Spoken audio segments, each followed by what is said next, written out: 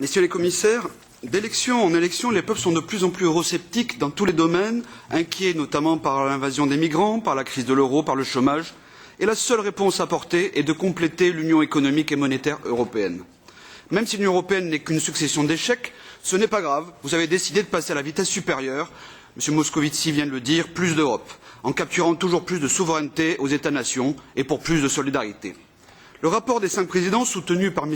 Hollande et Macron, n'a rien trouvé de mieux que la fuite en avant vers un gouvernement économique de la zone euro.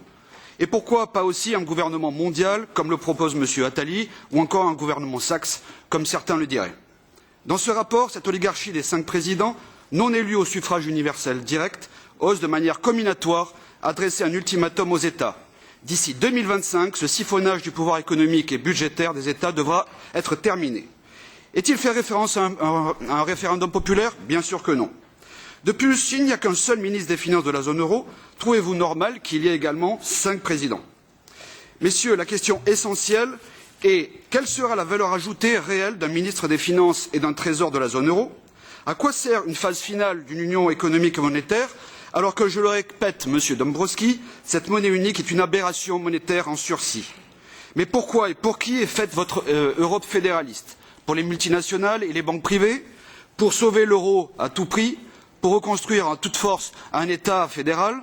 Pour accroître le pouvoir des hauts fonctionnaires européens? Pour les citoyens, ça m'étonnerait beaucoup, puisque depuis Maastricht, il y a plus de 20 ans, les Européens ne font que subir les conséquences néfastes de votre idéologie.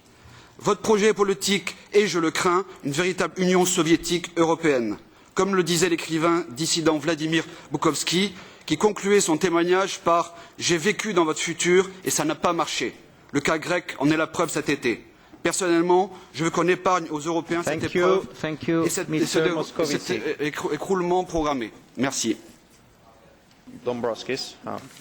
Je ne veux pas me spécialiser dans les réponses à faire à votre formation politique, Monsieur Monod, mais bon, vous avez, comme d'habitude, fait davantage de slogans que de questions et dénaturé tout ce que pouvait proposer la Commission.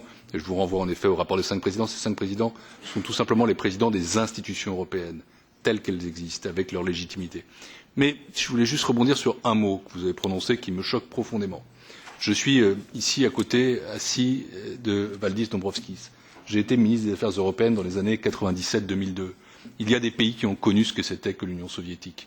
Il y a des pays qui se sont libérés de ce joug. Il y a des pays qui n'ont aucune nostalgie de l'Union soviétique. Ton pays en fait partie. Et ces pays, quand ils se sont libérés précisément de l'empreinte nuisible du communisme totalitaire de l'époque, ces pays se sont tournés vers l'Europe. Et l'Europe leur a ouvert les bras.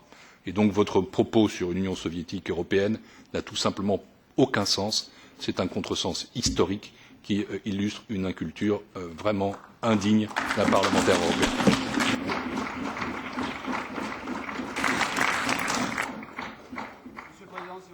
Mr. Dombrovskis. Well, I think Pierre just gave a very. Je pense que Pierre vient de citer un très bon exemple. Et je pense, moi aussi, que si nous sommes face à l'euroscepticisme qui existe, la meilleure réponse à lui donner, c'est de garantir la croissance économique, garantir la prospérité, garantir un sens à l'avenir de l'Union européenne et démontrer aux citoyens européens qu'ils s'en sortent mieux avec l'Europe que sans l'Europe. Thank you. Yeah. Oui, pour répondre à M. Moscovici, ce que vous venez de dire ne correspond pas du tout à la Crimée, puisque après le référendum, elle a continué à se tourner vers la nouvelle Russie.